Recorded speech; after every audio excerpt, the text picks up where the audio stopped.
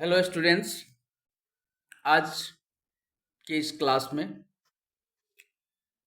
मैं बात करने जा रहा हूँ एक दूसरे इंडोक्राइन ग्लैंड्स के बारे में, जिसका नाम है थायराइड एंड पाराथायरॉयड ग्लैंड। वैसे मैं थायराइड ग्लैंड के बारे में इन डिटेल्स पहले क्लास का एक वीडियो डाल चुका हूँ, और आज का जो वीडियो है ये मेनली हमें बनाना था पाराथायरॉयड ग्लैंड के लिए। लेकिन पाराथायरॉयड ग्लैंड को बात करते हुए हम थायराइड ग्लैंड को थोड़ा सा टच करते हुए आगे की ओर बढ़ेंगे। तो चलो क्लास स्टार्ट करते हैं। और सबसे पहले हम बात करते हैं थायराइड ग्लैंड की। तो थायराइड ग्लैंड जो है एक बटरफ्लाई शेप का ग्लैंड्स है, जो हमारे नेक में मौजूद होता है, जो हमारे नेक में प्रेजेंट लैरिंग्स यानी कि वॉइस बॉक्स से भी जुड़ा हुआ होता है। इसी थायराइड ग्लैंड के पोस्टेरियर बैक साइड वाले एरिया में 4 मटर शेप के दाने के बराबर ग्लैंड्स होते हैं, जिसको हम पाराथायरॉयड ग्लैंड्स कहते हैं। तो इन द डिफिनीशन हम कह सकते हैं the parathyroid glands are 4 small pea sized endocrine glands located on the back of thyroid glands in the neck. And thyroid glands के लिए हम कह सकते हैं thyroid glands is a butterfly shaped gland located in the neck and attached to the larynx. The main function of thyroid glands to produce T3 and T4. T3 and T4. T3 क्या है? Try iodothyronine. And T4 क्या है? यही है thyroxine hormone. दरअसल T3 hormone के बारे में हमने बताया था कि T3 हार्मोन सेल का एनर्जी बूस्टर है।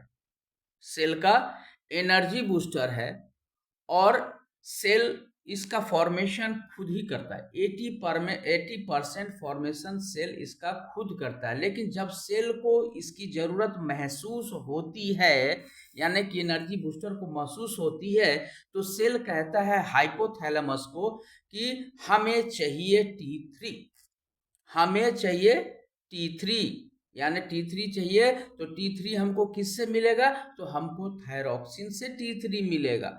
तो हमको थायरोक्सिन चाहिए।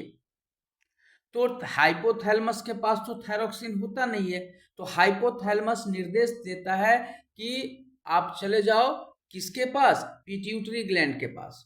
पिट्यूटरी ग्लैंड आपको इसका प्रॉब्लम का समाधान देगा। फिर पिट्यूटरी ग्लैंड के पास जाया जाता है, तो पिट्यूटरी ग्लैंड कहता है कि मैं तो सिर्फ ऑर्डर दे सकता हूँ, मैं तो बनाता नहीं हूँ। तो मैं थायराइड ग्लैंड को ऑर्डर देता हूँ कि वह आपको T4 बनाकर थायरोक्सिन बनाकर दे। तब वह थायराइड ग्लैंड को, ये पिट्यूटरी ग्लैंड ऑर्डर देता है कि आप थायरोक्सिन बनाकर T4 बनाकर आप सेल को दे दीजिए। तो क्या हुआ? सेल गया किसके पास? हाइपोथैलेमस के पास। हाइपोथैलेमस ने क्या रिलीज किया? TRH, thyroid releasing hormone. फिर पिट्यूटरी ग्लैंड क्या किया? TSH रिलीज किया, थायराइड स्टिमुलेटिंग हार्मोन। फिर थायराइड ग्लैंड के पास आया और थायराइड ग्लैंड ने क्या बनाया? थायरोक्सिन बनाया।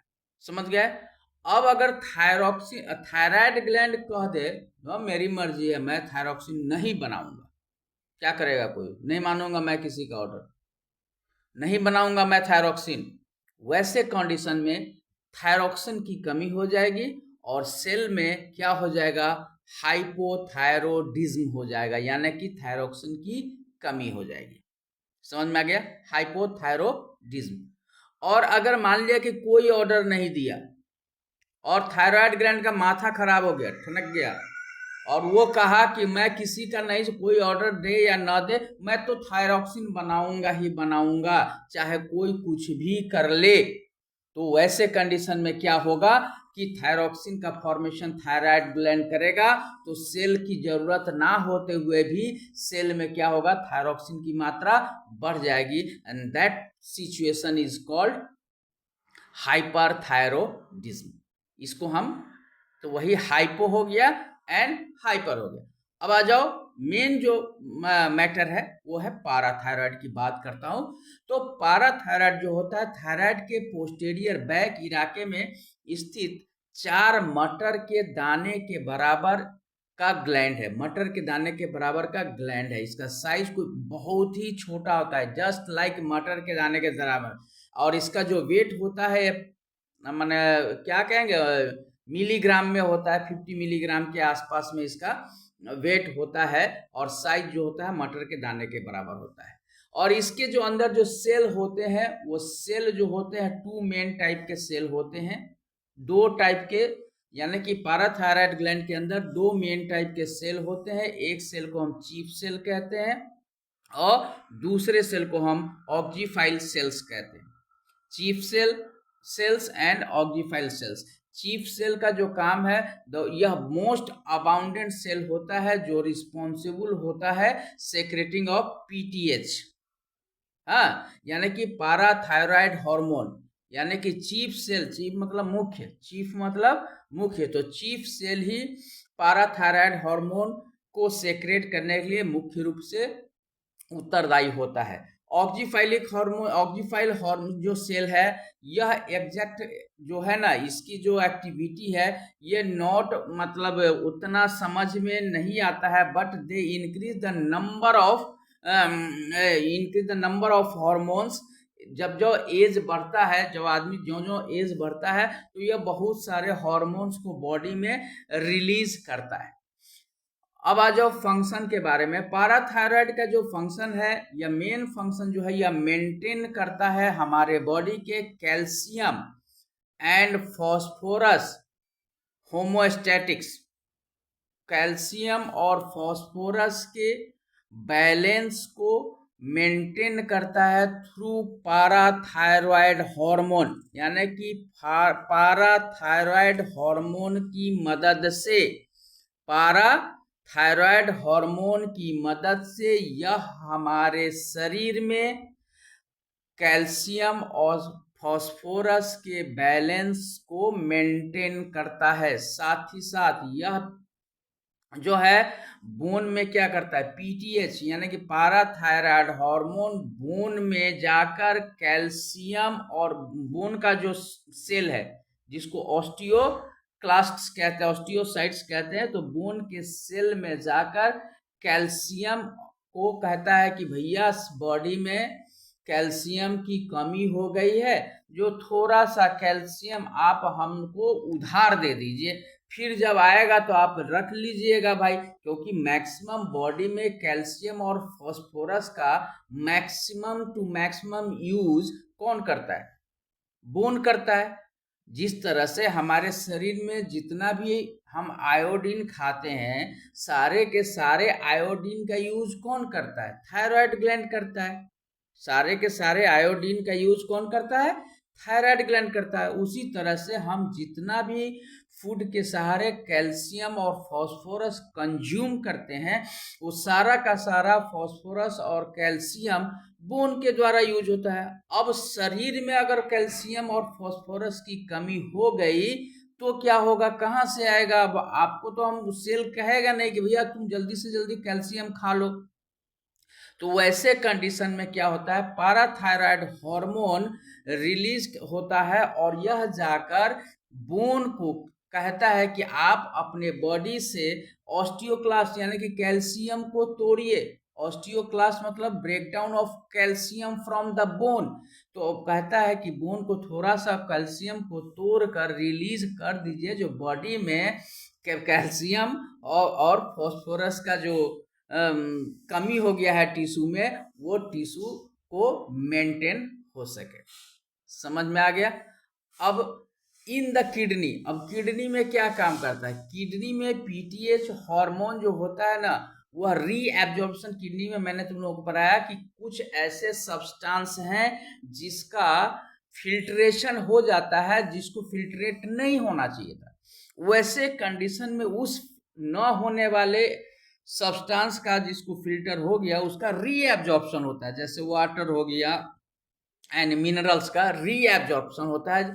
तो जब मान लीजिए कि किडनी को भी यह जाके बोलता है कि भैया कैल्शियम फॉस्फोरस भी क्या हो गया है, फिल्टर हो गया है, तो आप एक काम कीजिए, कैल्शियम और फॉस्फोरस को यूरिन मत बनाइए, यूरिन के सहारे मत निकालिए, यह शरीर के जरूरत की चीज है।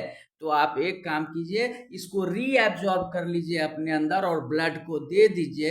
तो कैल्शियम और फॉस्फोरस के रीएब्जॉर्बेशन का अब्जॉर्प्शन का भी काम पीटीएच करता है। समझ में आ गया? In the intestine PTH activates, PTH जो होता है पाराथायराइड हार्मोन एक्टिवेट करता है विटामिन डी को। किसको? विटामिन डी को एक्टिवेट करता है। किस लिए एक्टिवेट करता है? तो वह हेल्प में मदद करे किस में? तो इंटेस्टाइन में एब्जॉर्प्शन ऑफ कैल्शियम, यानी कि फूड में जो कैल्शियम आया है उस कैल्शियम को एब्जॉर्प्शन कहाँ होता है? इंटेस्टाइन में होता है। तो यह विटामिन डी को एक्टिवेट करता है, उकसाता है कि भाई करो करो करो, कैल्शियम आया है, ले लो ले लो ले लो। तो ये क्या करता है? एक्टिवेट करता है विटामिन डी को कि फूड में जो कैल्शियम आया है उसको ज्यादा से ज्यादा एब्जॉर्ब कर लो। समझ में आ गया? अब रेगुलेट करना, तो पीटीएच सेक्रेशन जो है यह कंट्रोल्ड होता है किसके द्वारा? Negative feedback loop fair low blood calcium level stimulate PTH and release the high blood calcium level inhibit it.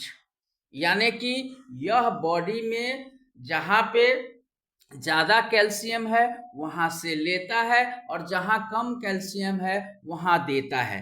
तो ये सारे सिस्टम को रेगुलेट करना, मैनेज करने का काम भी पीटीएच करता है। तो ये रहा तुम लोगों के सामने पाराथायराइड हार्मोन या पाराथायराइड ग्लैंड का फंक्शन। तो तुम लोगों को ऑलरेडी मैंने pituitary gland, adrenal gland, thyroid gland and parathyroid gland, testis, ovary, सारे के सारे इंडोक्राइन ग्लैंड के जो मेन इंडोक्राइन ग्लैंड्स है उसके बारे में मैं तुम लोगों को बता चुका हूं।